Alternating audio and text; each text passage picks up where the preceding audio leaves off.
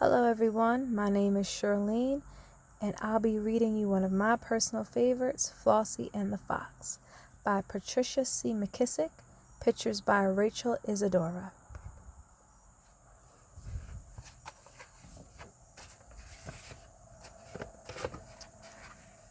Flossie! The sound of Big Mama's voice floated past the cabins and Sophie's quarters, round the smokehouse, beyond the chicken coop, all the way down to Flossie Finley. Flossie tucked away her straw doll in a hollow log, then hurried to answer her grandmother's call. "Here I am, Big Mama," Flossie said after catching her breath. It was hot, hotter than usual Tennessee August day. Big Mama stopped sorting peaches and wiped her hands and face with her apron. "Take these to Miss Viola over at the McCutcheon place," she said, reaching behind her and handing Flossie a basket of fresh eggs. "Seem like they've been troubled by a fox. Miss Viola's chickens be so scared they can't now even lay a stone." Big Mama clicked her teeth and shook her head. "Why come Mr. J.W. can't catch the fox with his dogs?" Flossie asked, putting a peach in her apron pocket to eat later. "Every time they corner that old slickster, he gets away. I tell you, that fox is one sly critter."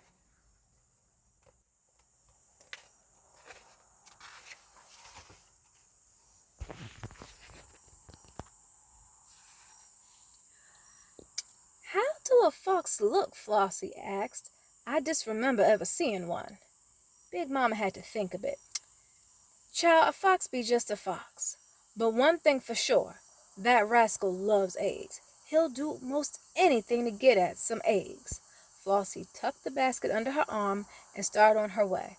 "Don't tarry now," Big Mama called, "and be particular about them eggs." "Yes'm," Flossie answered. The way through the woods was shorter and cooler than the road route under the open sun. "What if I came upon a fox?" thought Flossie. "Oh well, a fox be just a fox. That ain't so scary." Flossie commenced to skip along, when she came upon a critter she couldn't recollect ever seeing. He was sitting side the road like he was expecting somebody. Flossie skipped right up to him and nodded a greeting the way she'd been taught to. "Top of the morning to you, little missy," the critter replied. "And what is your name?" "I be Flossie Finley," she answered with a proper curtsy. "I reckon I don't know who you be either." Slowly the animal circled round Flossie.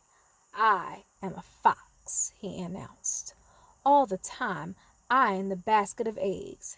He stopped in front of Flossie, smiled as best a fox can, and bowed. "At your service."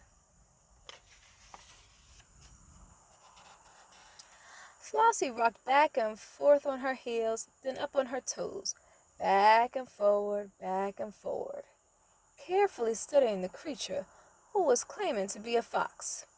"Nope," she said at last. "I just purely don't believe it."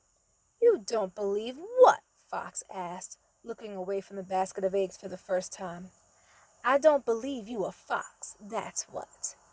Fox's eyes flashed anger. Then he chuckled softly. "My dear child," he said, sounding right disgusted, "of course I'm a fox.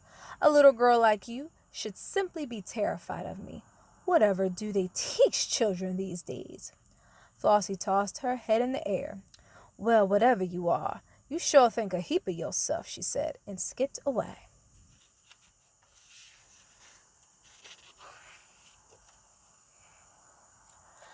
Fox looked shocked. "Wait," he called. "You mean you're not frightened? Not just a bit?" Flossie stopped.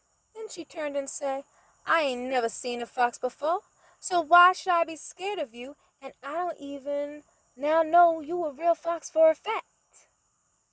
Fox pulled himself tall. He cleared his throat.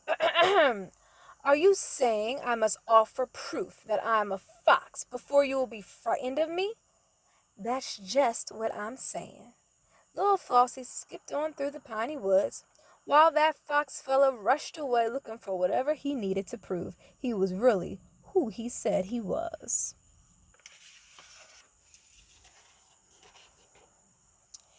Meanwhile, Flossie stopped to rest side a tree. Suddenly, Fox was beside her. I have proof, he said. See, I have a thick, luxurious fur. Feel for yourself. Fox leaned over for Flossie to rub his back. Feels like rabbit fur to me, she said to Fox. Shucks, you ain't no fox, you a rabbit all that time trying to fool me. Me? A rabbit? He shouted. I have you know, my reputation precedes me.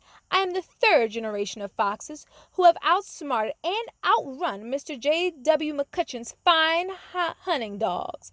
I have raided some of the best hen houses from Franklin to Madison. Rabbit indeed. I am a fox, and you will act accordingly. Flossie hopped to her feet. She put her free hand on her hip and patted her foot.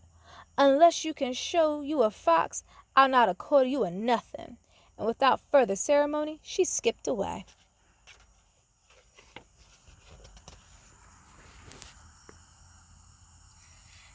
Down the road a piece, Flossie stopped by a bubbling spring.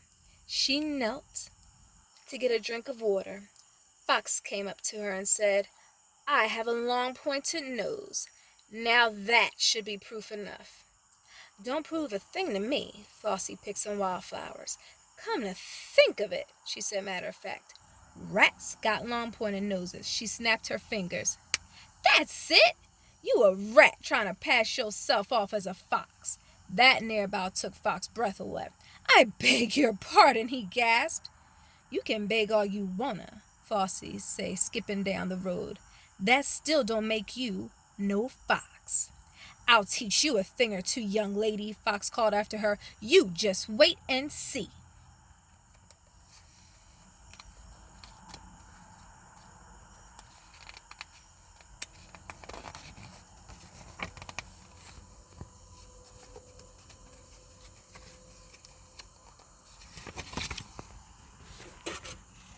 Before long, Flossie came to a clearing. A large orange tabby was sunning on a tree stump. Hi, pretty kitty, the girl say, and rubbed the cat behind her ears. Meanwhile, Fox slipped from behind a clump of bushes. Since you won't believe me when I tell you I'm a fox, he said stiffly, perhaps you will believe that fine feline creature toward whom you seem to have some measure of respect. Flossie looked at the cat and winked her eye.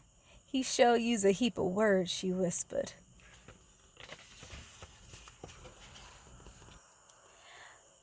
Fox beckoned for Cat to speak up. Cat jumped to a nearby log and yawned and stretched. Yawn. Then she answered, This is a fox because he has sharp claws and yellow eyes, she purred. Fox seemed satisfied, but Flossie looked at Cat. She looked at Fox, then once more at both, just to be sure. She say, All due respect, Ms. Cat, but both of y'all got sharp claws and yellow eyes, so that don't prove nothing. 'Cept both of y'all be cats.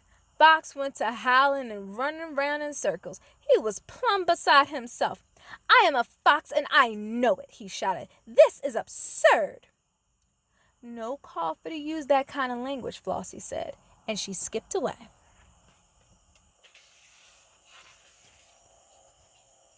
Wait, Fox flowered, pleading. I just remembered something. It may be a solution to this horrible situation. Good. It's about time. I have a bushy tail. Fox seemed to perk up. That's right, he said. All foxes are known for their fluffy, bushy tails. That has got to be adequate proof. Ain't got to be. You got a bushy tail. So do squirrels. Flossie pointed to one overhead, leaping from branch to branch in the treetops. Here, have a bite of peach, she said, offering Fox first bite of her treat. But Fox was crying like a natural-born baby. No, no, no, he sobbed. If I promise you I'm a fox, won't that do? Flossie shook her head no.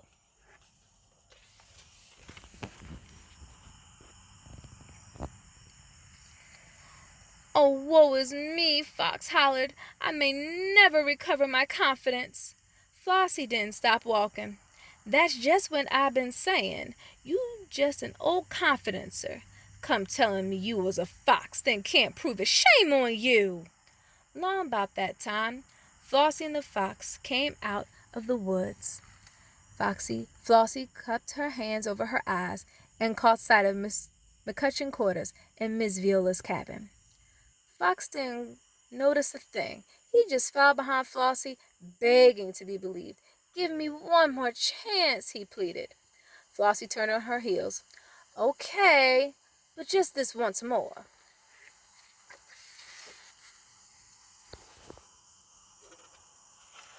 Fox tried not to whimper, but his voice was real unsteady like, I have sharp teeth, and I can run exceedingly fast." He waited for Flossie to say something.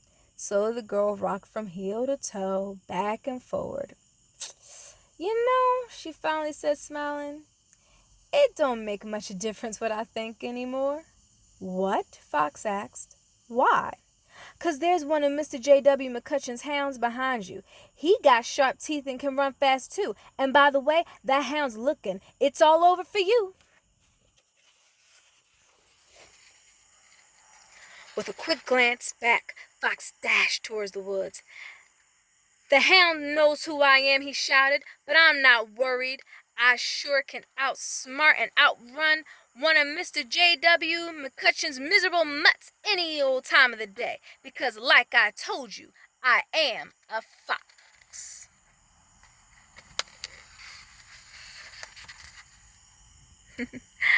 "I know," said Flossie. "I know."